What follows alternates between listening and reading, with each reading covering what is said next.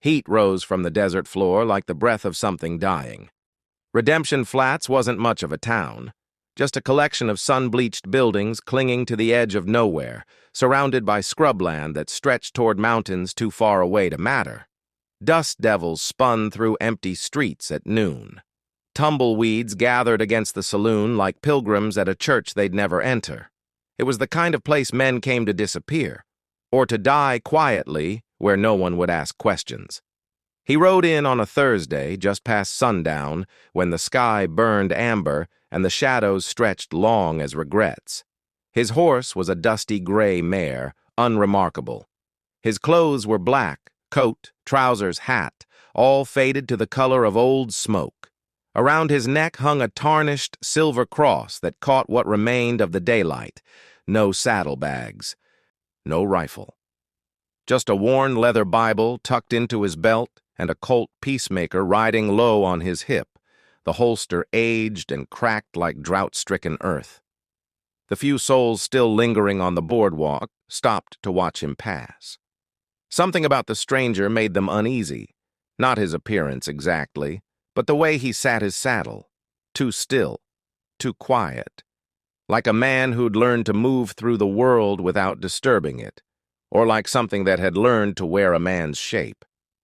He dismounted outside the Desert Rose Saloon with movements economical and precise, tied his mare to the hitching post, and stepped through the batwing doors into amber lamplight and the smell of whiskey and tobacco. The room went quiet. Not the sudden hush of a gunfighter's arrival, but something slower, more unsettling. Conversations didn't stop so much as they faded, like men suddenly remembering they had nothing worth saying. Behind the bar, a heavy-set man named Cassidy wiped the same glass he'd been wiping for the last 5 minutes. At the corner table, 3 ranch hands from the Blackwood spread paused mid-deal, cards forgotten in their hands. Near the piano, a woman in a faded red dress named Delilah watched the stranger with eyes that had seen too much and believed in too little. The stranger approached the bar, his boots barely making a sound on the scarred wooden floor. "Whiskey," he said. His voice was soft, almost gentle, but it carried a weight that made Cassidy's hand tremble as he poured. "Passing through?" the barkeep asked, trying to sound casual and failing. The stranger lifted the glass, studied the amber liquid in the lamplight. "That depends. On what?" "On what needs doing." Cassidy forced a laugh that died in his throat. "Ain't nothing needs doing here, mister. Redemption Flats is a peaceable town. Quiet, just how we like it. Peaceable." The stranger repeated the word like he was tasting it, testing its truth. He took a sip of whiskey, his pale blue eyes sweeping the room, not threatening, just observing, the way a man might study a painting or read a stranger's face for lies.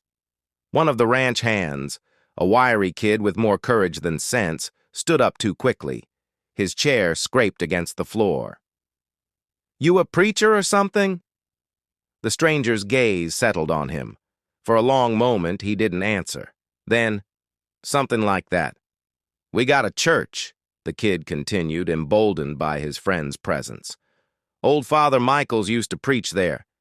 Before—" He trailed off, suddenly aware he'd said too much. "Before what?" "Before he left," Cassidy interjected quickly. "Just up and left one night. Church has been empty ever since. If you're looking for work, preacher, there ain't none here." The stranger set down his glass with a soft click. "I'm not looking for work." "Then what are you looking for?"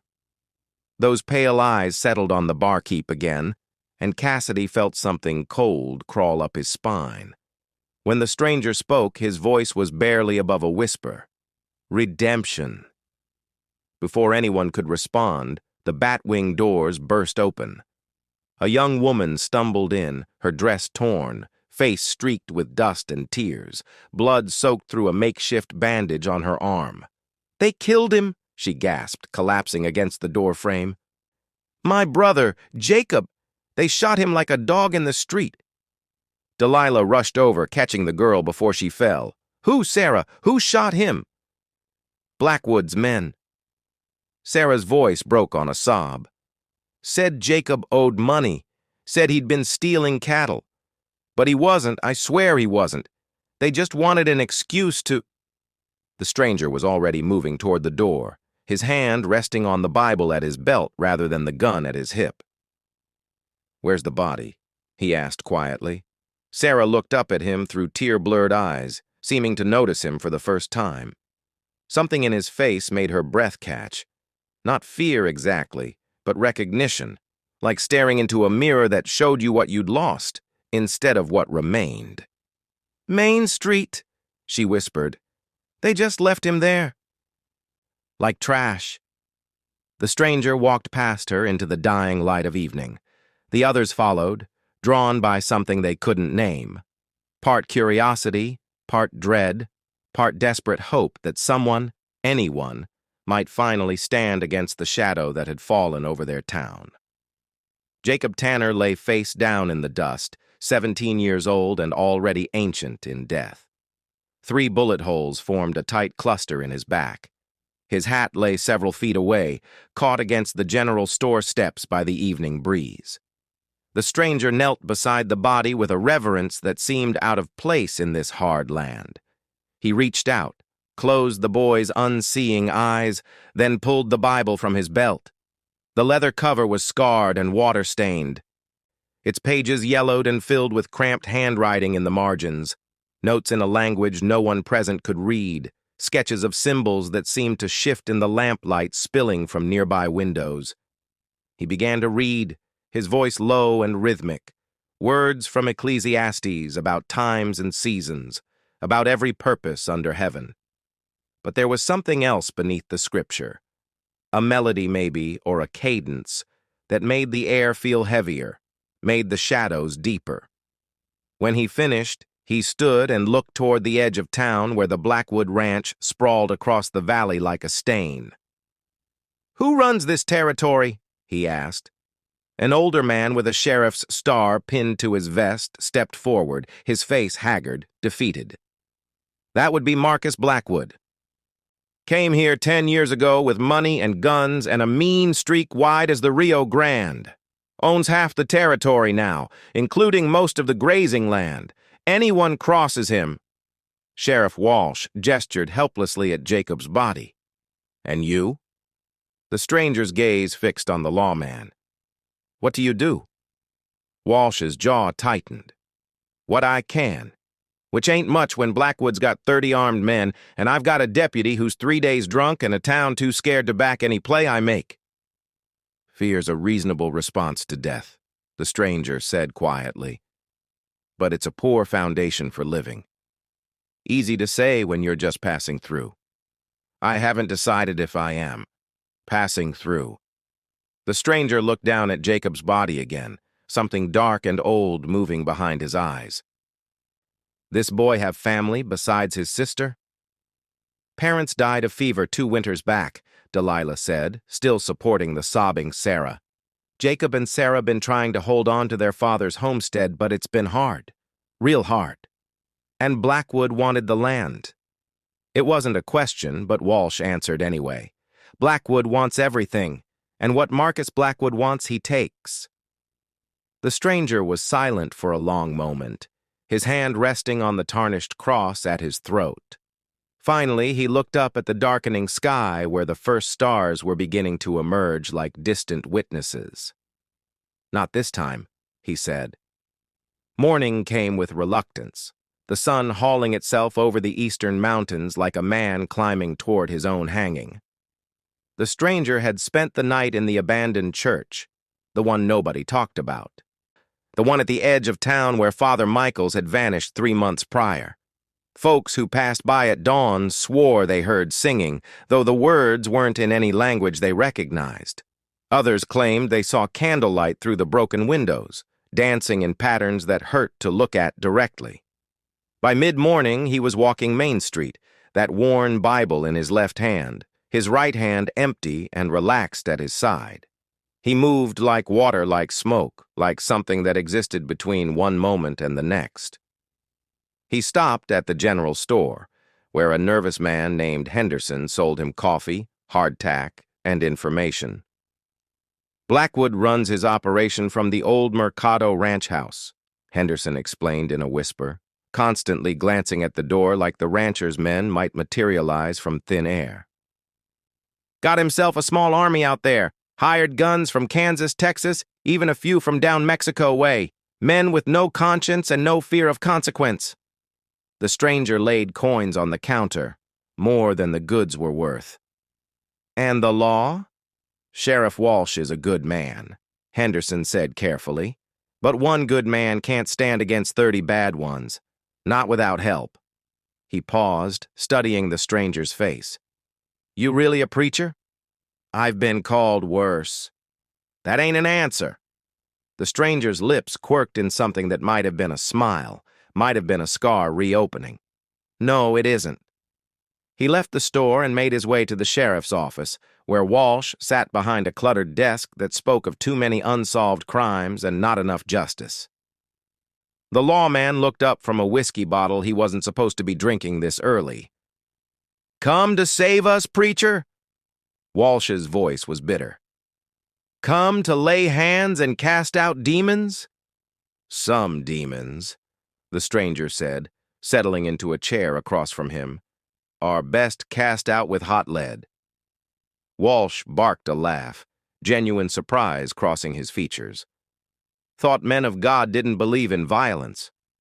I didn't say I was a man of God. The stranger leaned forward, those pale eyes catching the morning light streaming through the window.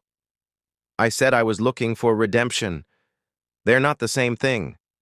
Who are you? Does it matter? Might. The stranger was quiet for a moment, his fingers tracing the scar that ran from his left temple down to his jaw, a mark that looked like it came from something other than a blade. Though, what exactly was hard to say. When he spoke, his voice carried the weight of confession. I was many things. A soldier. A killer. A man who believed the only language the world understood was violence.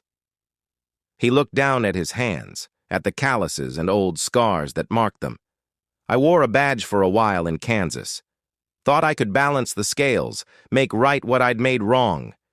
But every man I brought to justice, every outlaw I put in the ground, just added weight to the burden.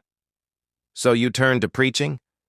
I turned to seeking something that might scrub the blood off these hands, might quiet the voices that whisper in the dark hours. He met Walsh's gaze. I found God, Sheriff. Or maybe God found me. But the agreement we made wasn't about peace. It was about purpose. Walsh took another drink, studying the stranger with new understanding and new wariness. What kind of purpose? The kind that brings reckonings. Before Walsh could respond, a commotion erupted outside. Through the window they saw riders coming. 5 of them, wearing the Blackwood brand on their vests, led by a scarred man named Cutter Reeves, who served as Marcus Blackwood's right hand and primary instrument of terror. The stranger stood, his movements fluid and unhurried. He walked to the door, stepped out onto the boardwalk as the riders pulled up in a cloud of dust.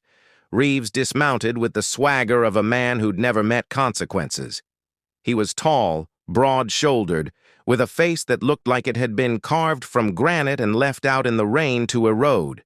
3 guns hung from his belt, and rumor said he was equally deadly with all of them. You the preacher? Reeves asked, spitting tobacco juice into the dust. I've been called that. Heard you been asking questions about Mr. Blackwood. Heard you think you got some business with him. The stranger's expression didn't change. The boy Jacob Tanner had business with him. I'm just here to settle the account. Reeves laughed, and his men joined in. Cruel laughter that echoed off the false front buildings. Boy was a thief. He got what thieves get in this territory. He was 17 years old and shot in the back. He was on Mr. Blackwood's land carrying a running iron. That makes him a cattle thief and horse thief both. Reeves took a step closer, his hand resting on one of his pistols. Now, we heard you might be thinking of causing trouble. Mr. Blackwood, he's a generous man. He's willing to give you $50 and a fresh horse to ride out of Redemption Flats and forget you ever heard the name Marcus Blackwood. And if I decline? Reeves's smile vanished. Then we'll bury you next to that thieving boy, and the world will keep on turning. The stranger tilted his head slightly, like he was listening to something only he could hear. When he spoke, his voice carried that strange melody again, that cadence that made men's spines go cold. I died once already, he said quietly, in a canyon called Perdition's Gate, under a sky black with buzzards. Took 4 bullets and bled out in the dust, while the men I'd ridden with looted the bodies and left me for the crows. His pale eyes fixed on Reeves with an intensity that made the gunman take an involuntary step back. But something found me there in the dark. Something old and patient and terrible, and it offered me a choice: stay dead and face judgment, or walk back into the light with a purpose. "You're loco," Reeves breathed, but his voice shook. "Maybe." The stranger's hand didn't move toward his gun, didn't need to. "But I made my choice, and I've been making it every day since. So you ride back to Marcus Blackwood, and you tell him that Jacob Tanner's debt is paid in full. Tell him the ledger's balanced. And tell him if he wants to dispute the accounting, he knows where to find me." For a long moment, nobody moved. The morning sun beat down. Dust settled. Somewhere a dog barked. Then Reeves spat again, remounted his horse with movements that tried to look casual, but came across as frantic. "You're a dead man, preacher." "Not yet," the stranger replied, "but soon enough. We all are." The riders wheeled their horses and galloped out of town, leaving dust and threats hanging in the air. Sheriff Walsh stepped out beside the stranger, his hand shaking slightly as he hooked his thumbs in his gun belt. "You just signed your death warrant." "No," the stranger said, watching the riders disappear into the heat shimmer. "I just delivered his." They came at midnight, when the moon was a sliver of bone against black velvet, and the desert wind carried whispers of things best left forgotten. 30 men rode toward Redemption Flats with murder in their hearts, and Marcus Blackwood at their head. A man who'd built an empire on fear and maintained it with blood. He was 53 years old, with silver threading through his black hair and eyes the color of winter ice. Men said he'd killed his first man at 16, his 10th before 20, and stopped counting after that. But as his riders approached the town, something made him raise his hand, bringing the column to a halt. The stranger stood alone in the middle of Main Street, illuminated by lanterns that had been placed at intervals down the road. He wore the same black clothes, the same tarnished cross. The Bible was in his left hand. His right hand hung loose at his side, fingers relaxed, but somehow that made him seem more dangerous, not less. Behind him, the church doors stood open. Candlelight flickered within, and if a man looked too long at those dancing flames, he might see shapes in the shadows that didn't belong to this world. "Marcus Blackwood," the stranger called out, his voice carrying across the still night air. "You've been summoned to accounting." Blackwood urged his horse forward, separating from his men. He was confident, arrogant, secure in the knowledge that 30 guns backed his play. "You're either brave or stupid, preacher. I haven't decided which." "Does it matter?" "Not really.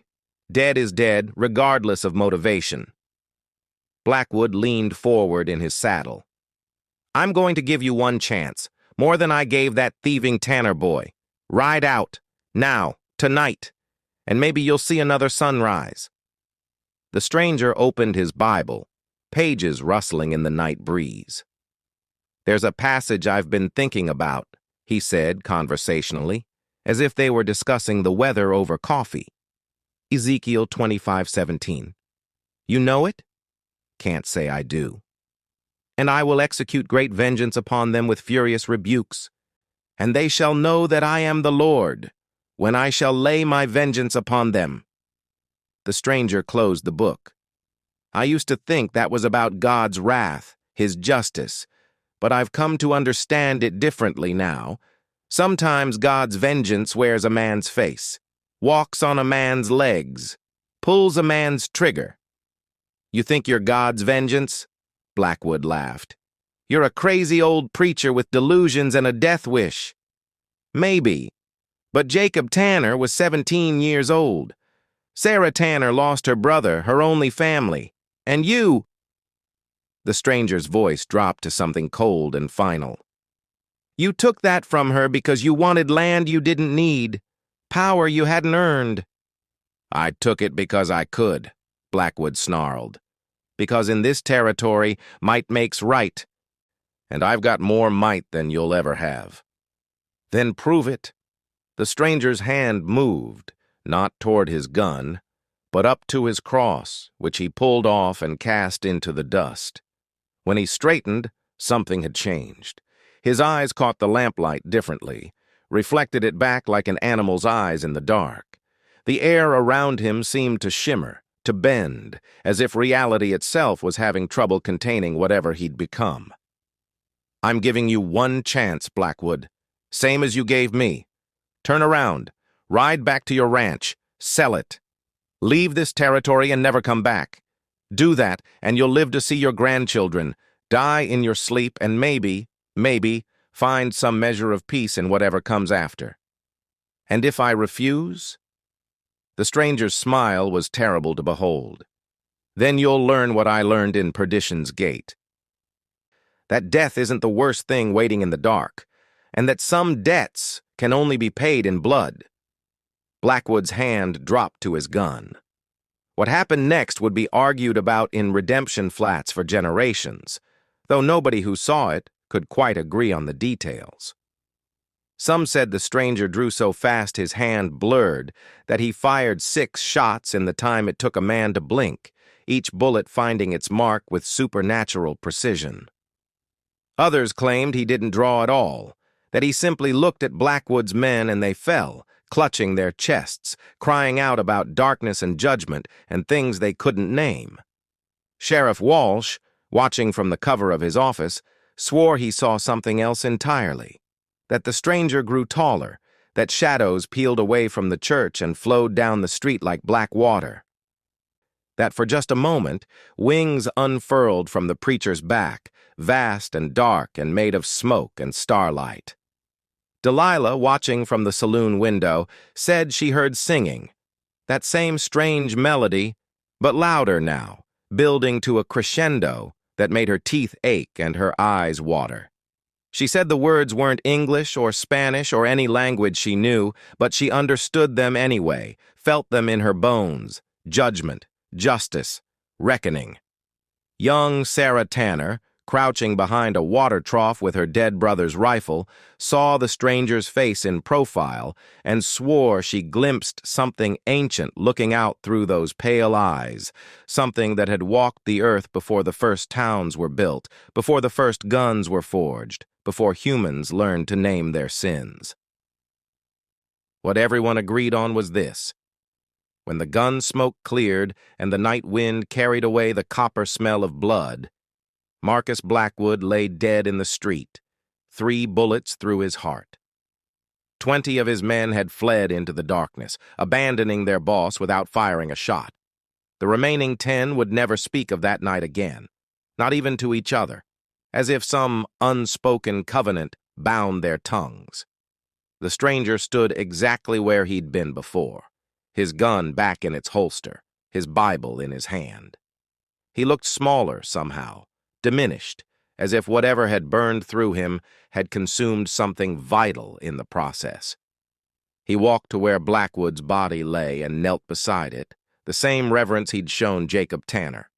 He opened his Bible and read again from Ecclesiastes, about times and seasons, about what was gained under heaven and what was lost. When he finished, he stood and turned to find half the town gathered in the street, watching him with expressions mixing awe, gratitude, and fear. Sheriff Walsh stepped forward. "Who are you, really?" The stranger was silent for a long moment, his fingers tracing that scar on his temple. Finally he spoke. his voice carrying the weight of truth and evasion both. I'm a man who made a bargain, who traded death for purpose, damnation for a chance at redemption. I walk where I'm called, do what needs doing, and when it's finished... He looked toward the eastern horizon, where the first gray light of dawn was beginning to show. When it's finished, I move on. Stay, Sarah Tanner said suddenly, pushing through the crowd. Tears tracked through the dust on her face, but her voice was steady. You saved us, saved this town. You could help us rebuild. Be the preacher we need. The stranger's expression softened, something almost human showing through. He reached out, touched Sarah's shoulder with surprising gentleness. I'm not the preacher you need, child. I'm just the reckoning you required. But you... He looked around at the gathered townspeople. You're the rebuilding. You're the new beginning. Don't waste it. He walked to where his gray mare waited, patient as stone. He retrieved his cross from the dust, hung it around his neck again. Then he mounted up, settling into the saddle with a weary grace. Will we see you again? Walsh asked. The stranger looked back at him, and for just a moment Walsh glimpsed the weight the man carried. All the towns he'd saved, all the devils he'd faced, all the pieces of his soul he'd traded for other people's justice. I hope not, Sheriff. I truly do. Because if I return, it means something terrible has found you again. He touched the brim of his hat. But if I do come back, you'll know me. Or you'll know what's wearing my shape anyway. He turned his mare toward the rising sun and rode out of Redemption Flats the same way he'd come, quiet, solitary, leaving questions in his wake. By the time full daylight broke over the desert, he was gone. They buried Marcus Blackwood in the cemetery on the hill, under a simple wooden cross. Next to him, they gave Jacob Tanner a proper headstone, carved with words about a boy taken too soon and a sister who'd never forget him. The Blackwood Ranch was sold off. The land divided among the homesteaders and small ranchers who'd been pushed to the margins. Sarah Tanner bought back her family's property and spent the next 40 years building it into something her parents would have been proud of. Sheriff Walsh stayed on for another decade, and under his watch, Redemption Flats earned its name, became a town where the law mattered, where decent folks could make an honest living without fear. The church remained abandoned, though. Nobody could ever bring themselves to worship there again, not after that night. They built a new one on the other side of town, bright and welcoming, without shadows that moved wrong or candles that burned in patterns that hurt to look at. But sometimes, on certain nights, when the moon was thin and the wind came down from the mountains, travelers passing through would see a light in that old church, would hear singing in a language that made their bones ache, would glimpse a figure in black standing in the doorway, Bible in hand, scanning the horizon for the next reckoning. And in the years that followed, stories began to circulate throughout the territory. About a preacher with no name who appeared when evil took root. About a stranger with pale eyes and a scarred face who rode into towns gripped by tyranny and rode out leaving justice in his wake. About a man who wore the cloth but carried a gun, who spoke scripture but dealt in lead and blood, who saved souls by sending sinners to their judgment. Some said he was an angel, others claimed he was a demon. Most figured he was something in between, a man who'd traded one kind of damnation for another, who walked the razor's edge between salvation and destruction, who'd found his redemption not in forgiveness, but in becoming the thing evil feared. The preacher arrived with no past, and left with no trace. But his legacy remained, whispered in saloons, shared around campfires, passed from father to son. A reminder that in the lawless places of the world, when all hope seemed lost and darkness closed in, sometimes deliverance came not from heaven above, but from the shadows between, wearing a man's face and carrying a worn Bible and a smoking gun. They called him many things: the avenging preacher, the dark shepherd, God's gunslinger, the man who died in perdition. But his real name? That he took with him into the desert. And the desert, ancient and patient, kept his secrets the way it had kept all secrets since the world was young, buried deep, where only the dead could hear them whispered on the wind. Thanks for staying to the end. Where are you watching from?